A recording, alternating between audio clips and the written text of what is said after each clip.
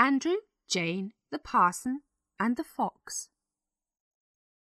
It all happened because Andrew Satchel liked his drink too much. Jane Vallens, his bride, was some years older than him and was in a great hurry to get married. Andrew agreed to marry her because of the baby, but he didn't really want to get married, and Jane, poor thing, was afraid of losing him. She was very anxious to get him to church as soon as possible. So she was very happy early on a fine November morning when she and Andrew walked to the church just outside her village. Andrew's brother and sister went with them to be their witnesses. After the wedding, Andrew and Jane planned to go down to Port Bredy and spend the day there as a little holiday. When Andrew left Longpuddle that morning to walk to his bride's village, people said that he was walking all over the road, first one side, then the other. The night before, you see, he was at his neighbour's house for a party to welcome a new baby. It was a good party, and Andrew had no sleep and a lot of strong drink. He got to the church with Jane. They walked inside, and the parson looked at Andrew very hard. "What's this? You're drunk, my man, and so early in the morning too. That's disgraceful." "Well, that's true, sir," said Andrew, "but I can stand and I can walk.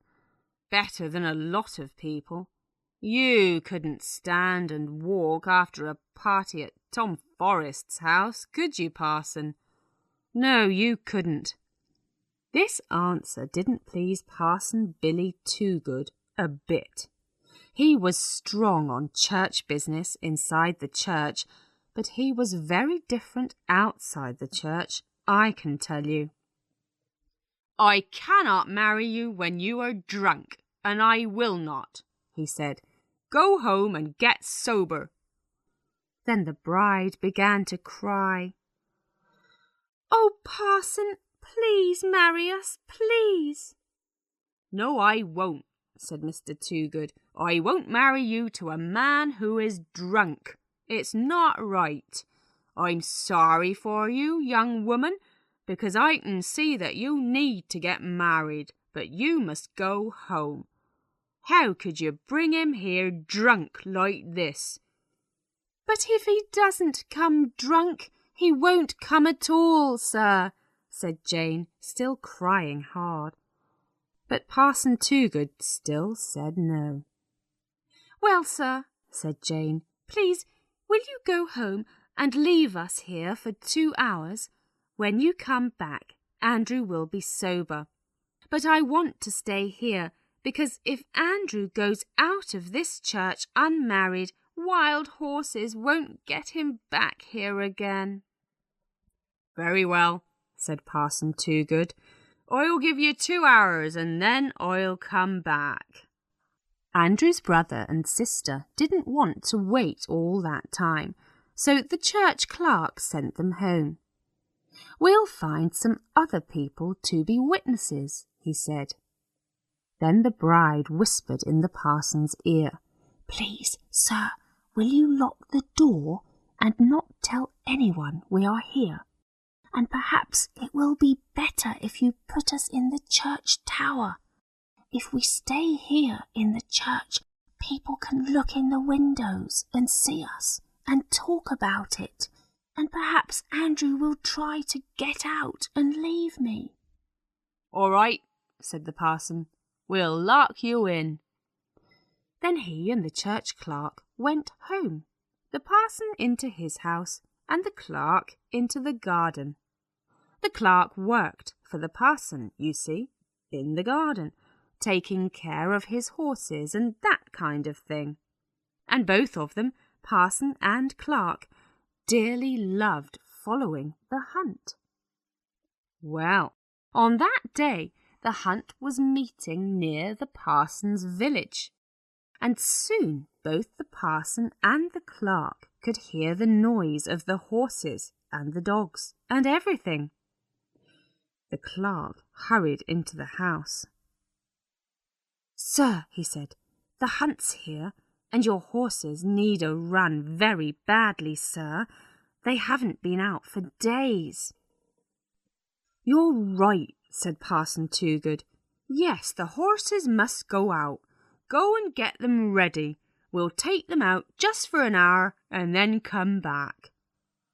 So the clerk got the horses ready, and he and the parson rode off to find the hunt. When they got there, the parson found a lot of friends, and soon they were all talking and laughing together.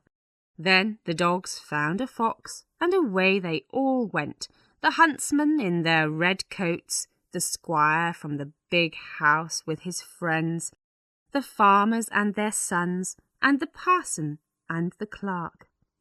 He was a great hunting man, was Parson Toogood.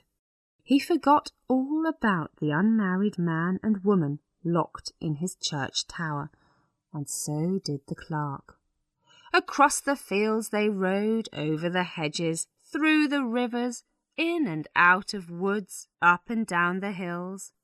It was a fine, exciting run that day, and the parson and the clerk enjoyed themselves very much.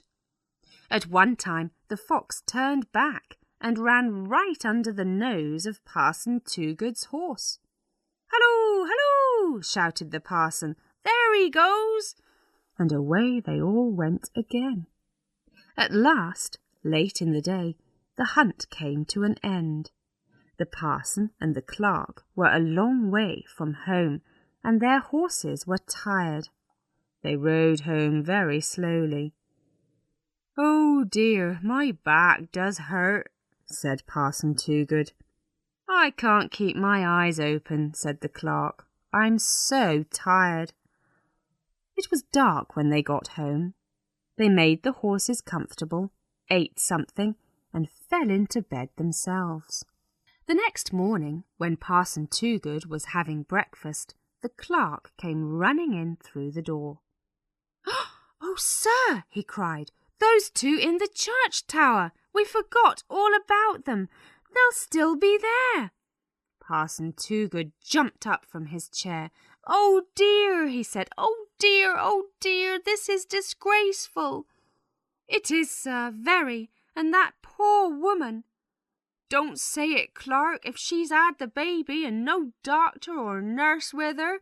Come on." So they both ran round to the church, looked up at the tower, and saw a little white face looking down at them. It was the bride. "They're still there," said the parson. He turned his face away. Oh dear, what am I going to say to them? Is she all right, Clark? Can you see?" "I don't know, sir. I can't see lower than her neck." "Well, how does her face look?" "White, sir, very, very white." "Well, we must go in and see them. Oh dear, and my back still hurts from that ride yesterday." They went into the church and unlocked the tower door, and at once poor Jane and Andrew jumped out like hungry cats from a cupboard. Andrew was very sober now, and his bride was white in the face, but all right in other ways. "Thank God for that," said Parson Toogood. "But why didn't you try to escape?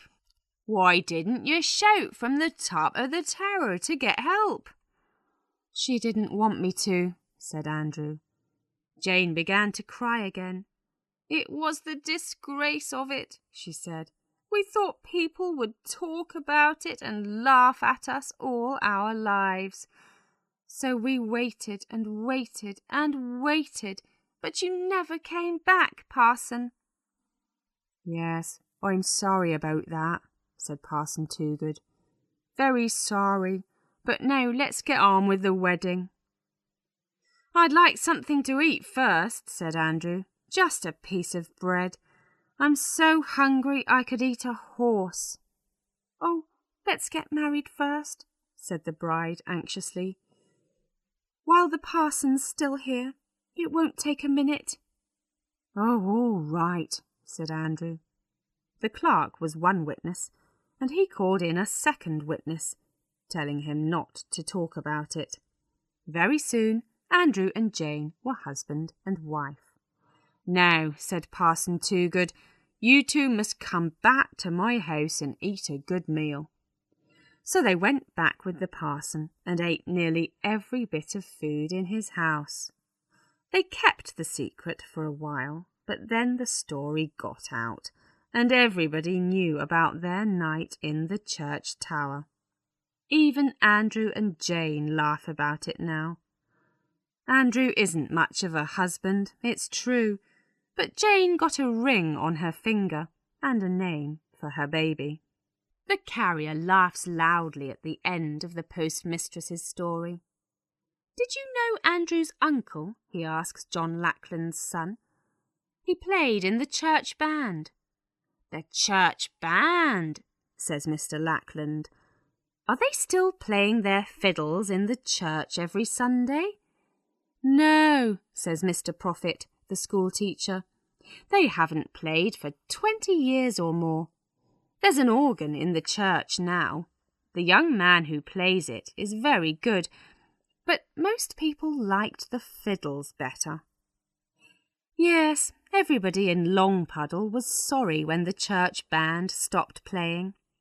"But why did they stop?" says John Lackland's son, "if everybody liked them?"